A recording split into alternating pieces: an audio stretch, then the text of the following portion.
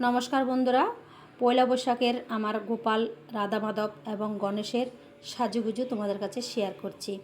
আমরা যেমন ড্রেস নিয়েছি সেরকম গণেশের জন্যও নিয়েছি এবং রাধা মাধব গোপাল তাদের জন্য নিয়েছি। তো আজকে স্নান করাইয়ে আমি ড্রেস পরাচ্ছি এক এক করে সবাইকে। প্রথমে আমি গোপালকে স্নান করালাম, স্নান কমপ্লিট করাইয়ে পোশাক পরিয়ে দিয়েছি, নতুন ড্রেস নিয়ে আসছি। তার সাথে মালা আর তোমার মুকুট সব নিয়ে আসছি, পরিয়ে দিলাম। তো মোটামুটি সাজা গুজা কমপ্লিট হয়ে গেছে গোপালের। তো মালাটা একটু করে ছোটো হয়ে গেছে, তাও কোনো রকমে পরিয়ে দিয়েছি। মোটামুটি খারাপ লাগছিল না, খুব খুশি আমার গোপাল, মনে মনে ভীষণ খুশি।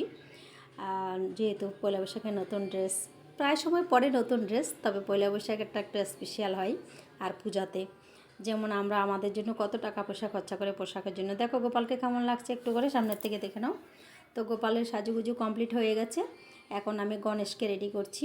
আমার গণেশ ঠাকুরও আছেন, গণেশকে আমি স্নান করাইয়ে ধুতি পরাইয়ে কমপ্লিট করে এখন দুব্বা দিয়ে দিচ্ছি। দুব্বা ছাড়া গণেশ কিন্তু অসম্পূর্ণ, তাই আমি গণেশকে দুব্বা দিয়ে কমপ্লিট করে গণেশকে সামনের থেকে দেখো একবার কেমন লাগছে বলবে। চলো, এই তো এখন গণেশকে গণেশের জায়গায় বসাই দেবো। এখন রাধা মাধবকে নিয়ে আসলাম, এক এক করে সব ড্রেস আমি নামিয়ে স্নান করাবো রাধা মাধবকে। রাধা মাধবকে স্নান করাইয়ে রাধা মাধবের নতুন ড্রেস অবশ্যই পরাবো তোমাদের কাছে। এই যে দেখো, রাধা মাধবের পিঙ্ক কালারের ড্রেস নিয়েছি, রাধা মাধব একসাথে যুগল। তো স্নান করাইয়ে মুছিয়ে নিলাম, আস্তে আস্তে এখন ড্রেস পরিয়ে দেবো। তো আমরা যেমন নতুন ড্রেস পয়লা বৈশাখে পরি, ভগবানকে অবশ্যই পরাইতে লাগে। নতুন তো পরাই, সবসময় জন্মাষ্টমীতে পরাই, দুর্গাপূজাতে পরাই, নতুন নতুন একেবারে কিনে। তারপর কোথাও গেলে নিয়ে আসি, প্রায় সময় গোপাল তো সবসময় পরতে থাকে।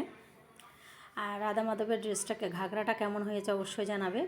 পিঙ্ক কালার নিয়েছি, অনেক অনেক কালারের পরাইছি আমি, এবার একটু পিঙ্ক নিয়েছি। এর আগেও একটা পিঙ্ক নিয়েছি, বেলভেটের মধ্যে খুব সুন্দর ছিল ঘাগরাটা। তো এটাও খারাপ না, এটাও মোটামুটি ভালোই, দেখো কেমন হয়েছে। তো এখন পরাই দিচ্ছি ওড়নাটা। তো যদি ভিডিওটা তোমাদের ভালো লাগে অবশ্যই শেয়ার করে প্রত্যেকে পাশে থাকবে। আর প্রত্যেকে অনুরোধ করব ভিডিওটা শেষ পর্যন্ত একটু দেখার জন্য। আর যাদের ভালো না লাগে তারা স্কিপ করে যেতে পারো। সবাই একটা গঠনমূলক কমেন্ট রেখে যাবে ভিডিওতে। তো এখন মালা পরাচ্ছি। এখন যে মালাটা আছে সেটা কিন্তু ছোটো হবে, যেহেতু যোগল একসাথে আছে, একটু বড় মালার প্রয়োজন আছে, তাই আমি আগের মালাটাই পরাই দিচ্ছি। এরপরে একটা বড় দেখে মালা আনতে হবে রাধা মাধবের জন্য। তো পরাইয়ে সামনের থেকে একবার দেখো রাধা মাধবকে কেমন লাগছে। তো মোটামুটি সাজু কমপ্লিট হয়ে গেছে, একবার দেখে নাও সবাই। হরে কৃষ্ণ, রাধে রাধে। দেখো মুরালি বাজাচ্ছে আমার কৃষ্ণ ঠাকুর। চলো, হয়ে গেছে। এখন আমি একটা ময়ূরের পাখনাটা দিতে ভুলে গেছি রাধা মাধবকে, চলো সেটা একবার দিয়ে দিই। ময়ূরের পাখা ছাড়া রাধা মাধব কে শোভা পায় না, তবে ময়ূর পাখনাটা দিলে খুবই ভালো লাগে। তো দিয়ে দিয়েছি, দেখো বসে গেছে যার যার জায়গাতে। কালারটা একটু ডিপ বেশি।